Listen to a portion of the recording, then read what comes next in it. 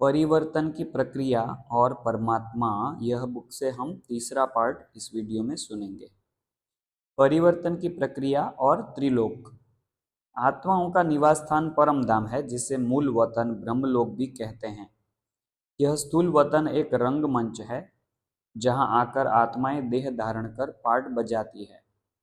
इस स्थूल वतन और मूल वतन दोनों के बीच में है सूक्ष्म वतन, जहां पर पार्ट कल्प के संगम पर ही चलता है।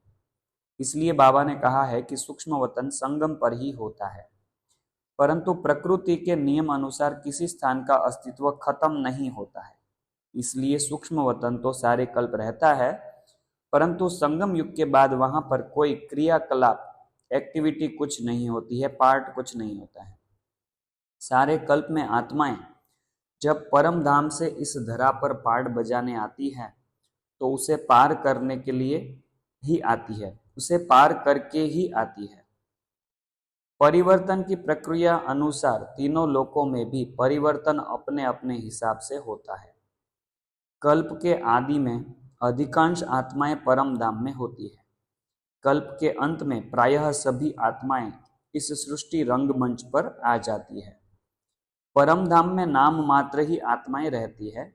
नाटक इस साकार सृष्टि पर ही चलता है। इसलिए सभी प्रकार का परिवर्तन इस स्थूल वतन की हिस्ट्री ज्योग्राफी में ही होता है।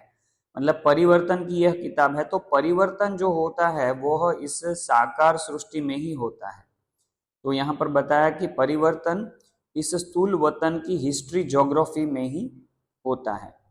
परम धाम में केवल आत्माओं की संख्या में परिवर्तन होता है, अर्थात आत्माओं की संख्या घटती बढ़ती है। साकार मुरली के महावाक्य है, 12 अप्रैल 2013 में रिवाइज हुई मुरली से। हर एक आत्मा एक्टर है, हर एक आत्मा में सुख और दुख का अपना अपना पार्ट नूंदा हुआ है। सभी आत्माएं साधना करती है निर्वाण धाम में जाने के लिए।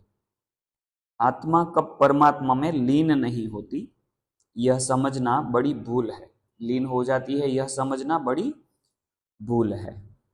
अभी यज्ञ के बारे में है कि परिवर्तन की प्रक्रिया और यज्ञ। परिवर्तन की प्रक्रिया और यज्ञ के विधि विधान, नियम सिद्धांत, नियम संयम, यह सतत परिवर्तनशील विश्व नाटक है, इसलिए इसमें सतत परिवर्तन होता रहता है। जैसे और सब बातों में परिवर्तन होता है, वैसे इस ज्ञान यज्ञ में भी परिवर्तन होना स्वाभाविक है। इसलिए समय की गति के साथ यज्ञ की गतिविधियों, विधि विधानों, नियम संयम में भी परिवर्तन होता रहा है और होता रहेगा। सत्ता परिवर्तन के साथ सत्ताधारियों की धारणाओं के आधार पर यज्ञ के नियम संयम, विधि विधानों में परिवर्तन होते भी रहे हैं और होते भी रहेंगे। इस परिवर्तन की प्रक्रिया की परिप्रेक्ष्य में हम देखें तो देखेंगे मम्मा बाबा के समय के यज्ञ के नियम संयम, विधि विधानों और धारणाओं में, दीदी दादी के समय के नियम संयम, विधि विधानों और धारणाओं में, दीदी के बाद प्रकाशमणि दादी जी के समय के नियम संयम, विधि विधानों और धारणाओं में अनेक प्रकार के परिवर्तन हुए हैं। मम्मा बाबा के समय के विधि विधानों, नियम संयम और धारणाओं और आज के नियम संयम और विधि विधानों, धारणाओं एवं व्यवहार में बहुत अंतर दिखाई देगा। परिवर्तन की यह प्रक्रिया आगे भी अवश्य चलती रहेगी, उसके कोई न कोई कारण बनते रहेंगे। सेवा का विस्तार भी इसमें महत्वपूर्ण भूमिका निभाएगा। परंतु ज्ञानी आत्मा जो इस परिवर्तन की प्रक्रिया को समझकर बुद्धि में रखेगा, वही साक्षी होकर इन सब परिवर्तनों को देखते हुए अपने नियम संयम, धारणाओं में दृढ़ रह सकेगा और इस संगम युगी जीवन का परमानंद लेता रहेगा। मतलब हमारे यज्ञ में भी जो परिवर्तन आते रहते हैं, उसको भी हम समझें और साक्षी होकर देखें और हमारी धारणाओं में दृढ़ रहें, तो ही यह संगम युग का जीवन का परमानंद हम लेते रह सकते हैं। इसलिए अव्यक्त बाप दादा बार बार याद दिलाते हैं कि तुम साक्षी होकर सारे खेल को देखो और ब्रह्मा बाप समान जीवन मुक्त स्थिति के अनुभव में रहो। यज्ञ के विधि विधानों को देखें तो बाबा ने हमको सभी विधि विधान बनाकर दिए हैं, जिन पर हम मम्मा बाबा दीदी दादी के समय से चलते चलते आ रहे हैं, परंतु समय के परिवर्तन के साथ और कुछ निमित्त आत्माओं की धारणाओं और विचारों के आधार पर उनमें भी परिवर्तन होते जा रहे हैं और होते रहेंगे।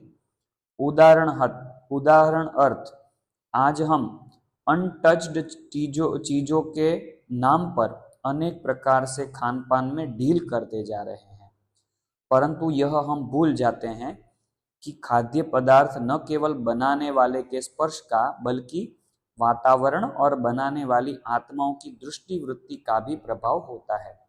अभी जो बनते हैं वो मशीन में बनते हैं तो अनटच्ड फूड कहते हैं उसको, मतलब अनटच्ड आइटम, कोई उसको छूता नहीं है। रॉ मटेरियल आता है, उसमें पड़ता है और बन के चीज़ें बाहर निकलती है। मगर यह मशीन में बनती है सब चीज़ें, इसके लिए यह स्पष्टीकरण यहाँ पर आ रहा है कि वह सब बहुत खान पान में ढील करते जा रहे हैं पैकेज फूड खाने के लिए। तो इसके लिए यहाँ पर क्लैरिफाई किया है कि आजकल यह हम भूल जाते हैं कि खाद्य पदार्थों पर न केवल बनाने वाले के स्पर्श का बल्कि वातावरण और बनाने वाली आत्माओं की दृष्टि वृत्ति का भी प्रभाव होता है। हम उसके लिए बहाना देते कि समय के परिवर्तन के साथ हमको भी परिवर्तन करना ही चाहिए, परंतु समय के परिवर्तन के साथ हमको क्या परिवर्तन करना है और क्या नहीं करना है यह भी विचारणीय है। इसलिए यहाँ पर लेखक यह कह रहे हैं कि इन धारणाओं में परिवर्तन करने की जरूरत नहीं है कि हम अनटच्ड फूड खा लेते हैं करके, पैकेट वाला खा लेते हैं करके। इन सब परिवर्तनों को देखते हुए हमको अपने नियम संयम पर दृढ़ रहें और साक्षी होकर देखते हुए अपना कर्तव्य निश्चित करें। यदि हम साक्षी होकर सारे परिवर्तनों को नहीं देखेंगे तो व्यर्थ संकल्प हमारी अवस्था को प्रभावित करते रहेंगे और हम संगम युग के परम सुखों को और परमानंद से वंचित रह जाएंगे।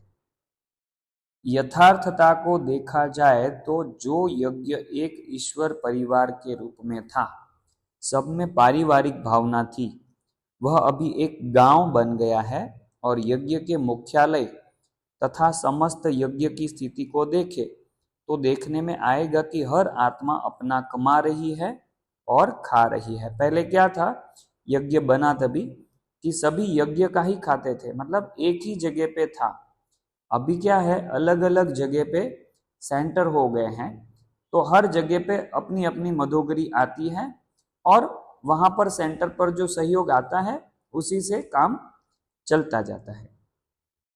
यथार्थता को देखा जाए तो यज्ञ एक ईश्वरीय परिवार के रूप में था, सब में पारिवारिक भावना थी, वह अभी एक गांव बन गया है और यज्ञ के मुख्यालय तथा समस्त यज्ञ की स्थिति को देखेंगे तो देखने में आएगा कि हर आत्मा अपना कमा रही है और खा रही है।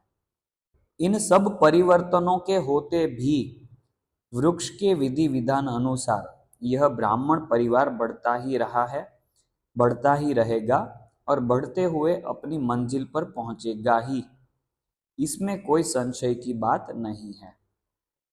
आगे साकार मुरली के महावाक्य हैं। 3 जून 2013 को रिवाइज हुए हैं यह महावाक्य। बाप बच्चों से ही बात करते हैं, बाप ऑर्डिनेंस निकालते हैं, फरमान निकालते हैं कि बच्चे अब विष का धंधा बंद करो। जब तक 7 रोज आकर न समझे तब तक बाहर वाला कोई इस सभा में बैठ नहीं सकता। मुरली में बैठने नहीं देते हैं ना, जब तक कोर्स नहीं करते तब तक। इंद्र सभा की एक कहानी भी है ना, जब तक 7 रोज भट्टी में बैठकर स्वच्छ न बने तब तक कोई इस सभा में आ नहीं सकता। 3 जून 2013। तुम सबको समझाओ कि यह हमारे माता पिता है जिनसे हमको स्वर्ग के सुख मिलते हैं। यह हमको स्वर्ग के लिए पढ़ाते हैं। अभी तुम सबकी शिव बाबा के द्वारा परवरिश हो रही है, क्योंकि तुम्हारे पास जो कुछ भी है वह तुमने शिव बाबा को अर्पण किया है। तुम उनको अर्पण करके ईश्वर की श्रीमत पर चलते हो, तो जैसे कि तुम्हारी परवरिश शिव बाबा के भंडारे से होती है। कोई कहते हैं बाबा हम जल्दी जाएं, कब विनाश होगा, कब हम घर जाएंगे। तुम ऐसे मत कहो हम कब जाएंगे। यह कहना माना बाबा आप वापस कब जाएंगे, यह हिसाब हुआ ना। अभी तुम शिव बाबा के पास बैठे हो, इस समय तुम ईश्वरीय संतान हो, तुम्हारा यह जीवन सबसे ऊंच है। बाबा कहते हैं यह तो बड़ा अच्छा समय है, जितना भी टाइम मिले उतना अच्छा है, हमारी अवस्था पक्की होती जाएगी। बाबा हमको ज्ञान रतन दे रहे हैं। 6 जून 2013 को यह मुरली रिवाइज हुई है, साकार मुरली। यज्ञ के विधि विधान और नियम संयम के परिवर्तनों को देख हमको न कोई आश्चर्य होना चाहिए और न ही कोई प्रश्न उठने की बात है, क्योंकि सतयुग आदि से तेता अंत तक चलने वाली राजाई के नियम संयम विधि विधान, आने वाली आत्माओं की आत्मिक शक्ति एक समान तो नहीं होती, जिसके लिए बाबा ने भी इशारा दिया हुआ है कि समय साथ परिवर्तन अवश्य होगा।